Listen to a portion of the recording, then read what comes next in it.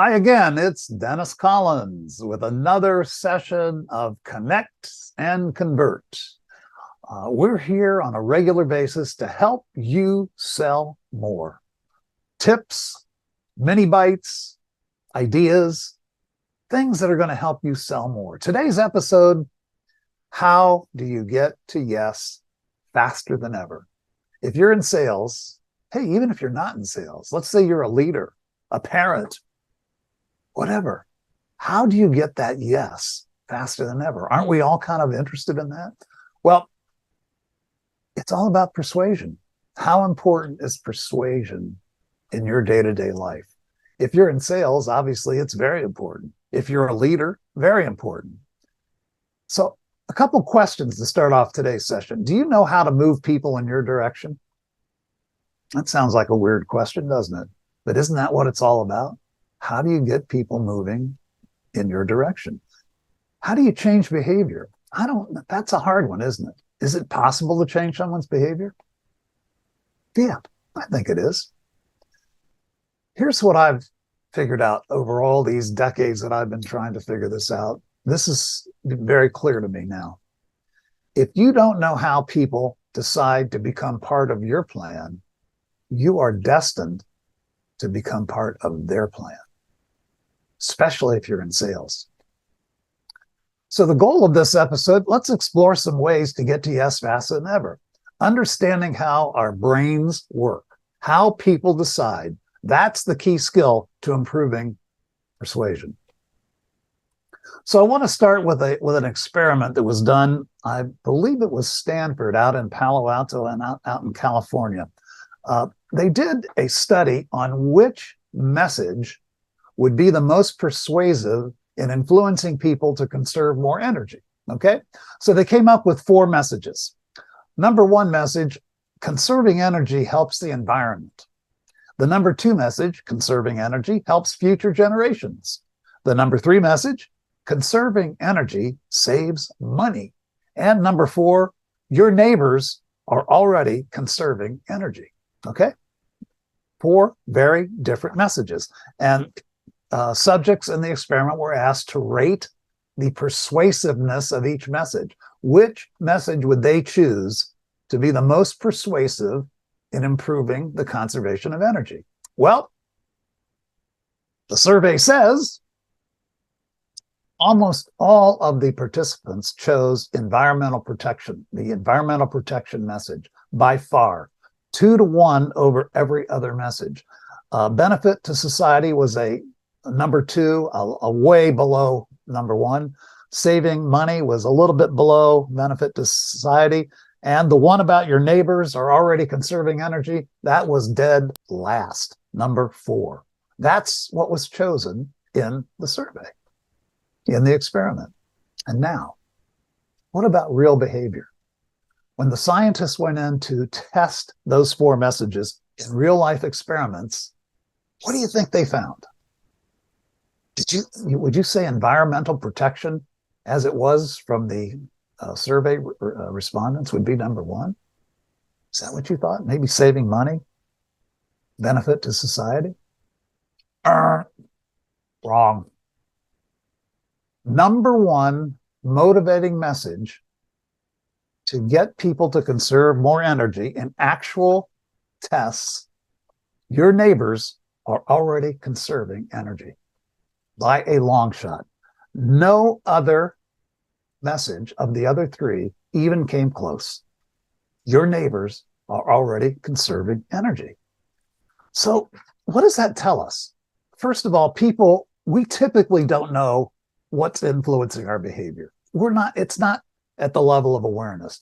Also, we don't always act in line with our values. We may state a value, but when we go out and actually check real behavior, it's not in accordance with our beliefs. And maybe the bitterest pill of all, when we ask people, hey, what do you want? What do you want in a new HVAC system? What do you want in a new car? We don't know what we want. We can't answer that question. We typically don't know what influences behavior. We don't always act in line with our values, and we really don't know what we want. So we delve a little bit into the brain. I said we're going to talk about understanding the brain. One of the gentlemen who's helped me understand the brain better than anyone else is Professor Daniel Kahneman. If you've done any study at all in persuasion and influence, you've heard of Kahneman. He's a Nobel Prize winner. And here's a quote of his that I really like that kind of sums up what he thinks. It feels like we believe in something because we have arguments for it, but it actually works the opposite way. First, we believe, then we create the supporting arguments. It's fundamental. That kind of says it all about Kahneman. He kind of was the first, at least the first that I read about, that talks about the two systems we have in our brain, System 1 and System 2. System 1 is our fast brain, unconscious, automatic, everyday decisions, error-prone. That's the brain that keeps us moving every day. We get up, we brush our teeth, we eat breakfast, we drive our car. That's almost on automatic pilot. We don't think about that. We don't have to do any deep thought about that. That's System 1, the fast, unconscious, automatic part of our brain. System 2, of course, is the slow brain, the conscious brain, the effortful brain, the complex brain, complex decisions, options, reliability. It's a very reliable part of our brain, much more reliable than System 1.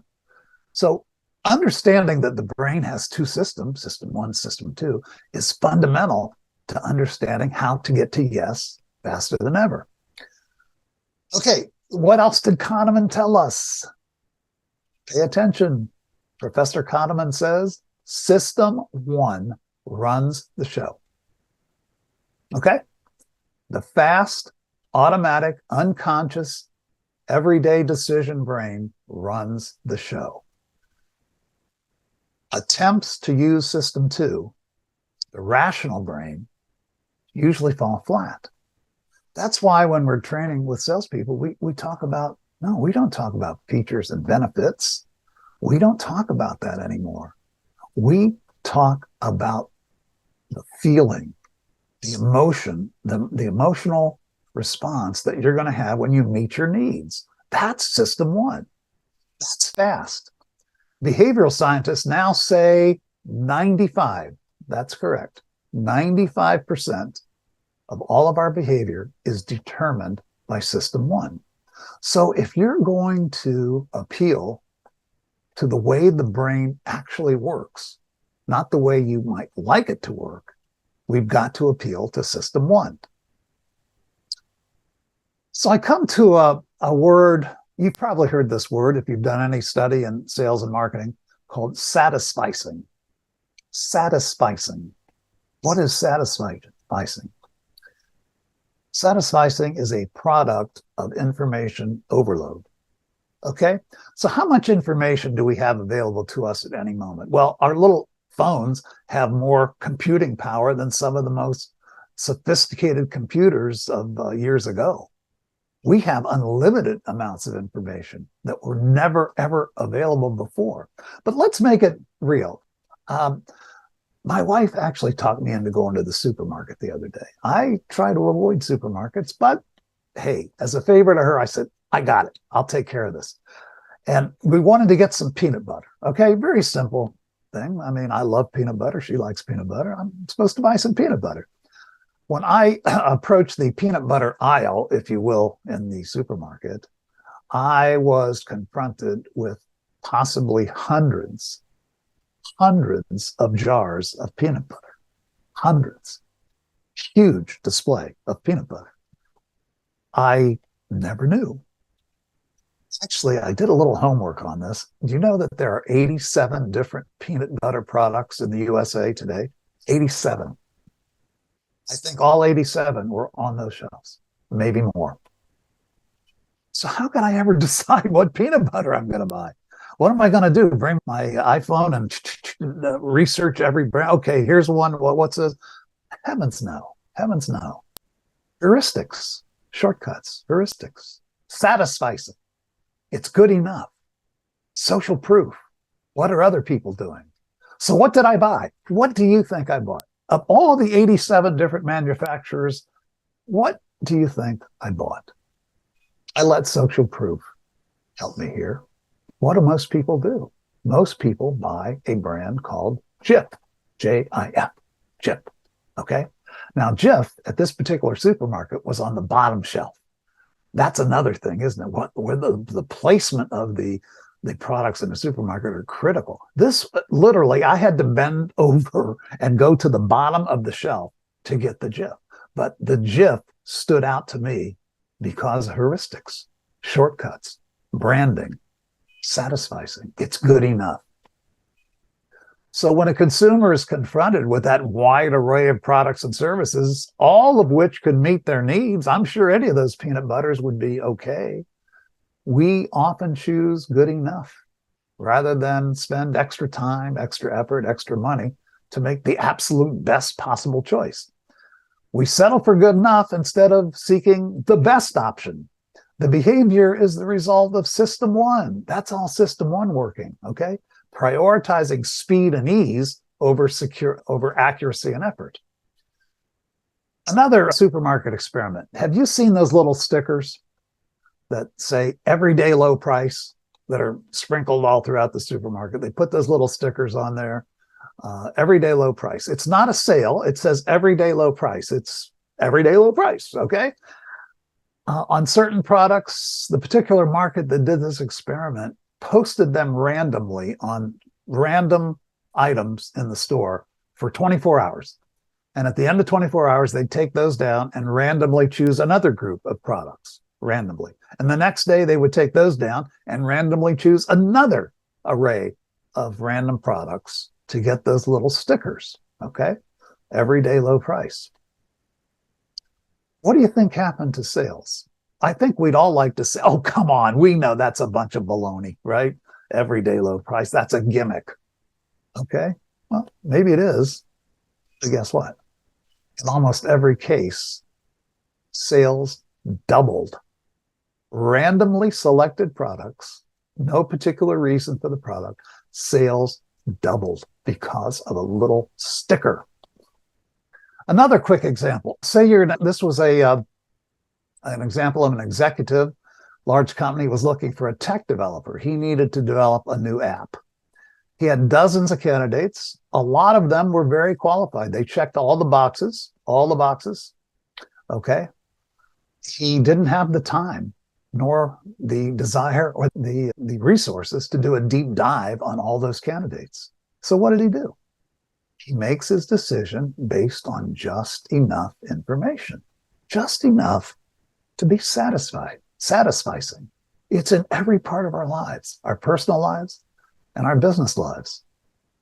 So if that's the case, how do we trigger system one?